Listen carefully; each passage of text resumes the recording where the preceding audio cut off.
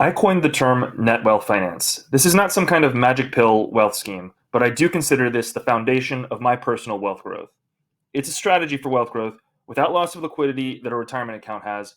Also, due to the downside protection, or maybe even guaranteed gains, the compounding is not interrupted with losses. Most people call this the infinite banking concept. If you're not familiar with that term, stick around. We're going to summarize everything here. These terms refer to using cash value from permanent life insurance products to grow wealth by compound interest in the policies themselves, using loans against the cash value to finance purchasing cash flowing assets, using the cash flow from those assets to funnel back into the policies and further compounding. Proper policy design is the key to maximize efficiency. Don't expect to talk to a random insurance agent and get an optimized policy. Most people can have 70 to 90% liquidity of their first year premium if designed properly. Break even should happen within a few years. This also minimizes the agent commission as much as possible. If you have a policy or illustration you want us to review, there's a link in the video description to book a meeting. There are a number of reasons why I think net wealth finance describes this strategy the best. First off, I don't like the term net worth because it signifies that the more money someone has, the more their life is worth, which is why I like calling it net wealth. So, in a sense, with this strategy, you're financing the net wealth that is left to your beneficiaries. You pay premium into the policy that adds to your cash value.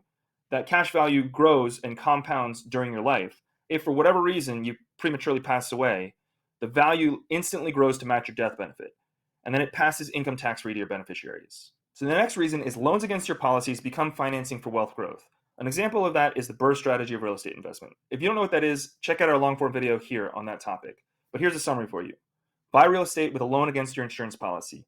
Add value through a renovation, which you also finance with your insurance policy. Rent out the property so that it starts to cash flow, and then you go to a bank reporting that income from that rental income, and you cash out refinance all of your initial investment. This is including the purchase price and the renovations that you've paid out of pocket with your insurance policy. Then you repeat this process over. While you're searching for your next deal, you would pay off the loan to the insurance company, and you're paying the mortgage based on the cash flows from the property. You also still have 20 to 25% equity left in their property that was effectually created by that value added renovation. This is one of the most common examples of how you grow your net wealth using the net wealth finance strategy. All right, so how does borrowing against the net wealth finance policy work? Well, you're going to be paying interest to the insurance company. While you're paying interest on your loan from the insurance company, you're also earning interest on those borrowed funds. Oftentimes, the rate you pay in interest can match the interest paid. This is called a wash loan, effectively a zero interest loan. Another possibility is having arbitrage between the rate you pay and the rate you earn. For example, you could borrow at 5% and be earning at 8% on those same funds. This is 3% arbitrage on top of whatever wealth growth strategy you're using the borrowed funds for. Another way that you can do similar things to this is what's called a securities-based line of credit. And that's effectively when you take a loan against securities that are in your brokerage account. So the problem with this is banks will only tend to lend maybe around 50% of your portfolio value, maybe a little bit more if you have really secure investments. But another thing you have to consider is if those investments drop in value, which they very well might, then you might either need to pay back the loan or some portion of the loan within days, or provide further collateral to make up the difference. And that's a huge problem if you're using this to finance wealth growth elsewhere. So that's why this is not great for most people. Cash value life insurance will allow you to take over 90% of cash value in loans because the cash value just can't go down. It's contractually obligated to not go down in the types of products that we use. So the two types of products that allow this strategy currently are whole life insurance and indexed universal life insurance, or IUL for short. Many of the people out there that talk about the infinite banking concept say that you can't do this with an IUL. It's just not true.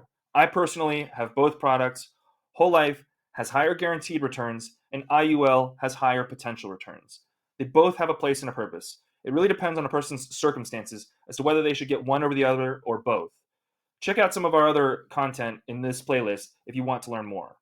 I hope you're able to learn something in this video. I was really trying to stuff a lot of information. This is definitely only scratching the surface. We have other videos, like I said, check them out in the playlist that I called out.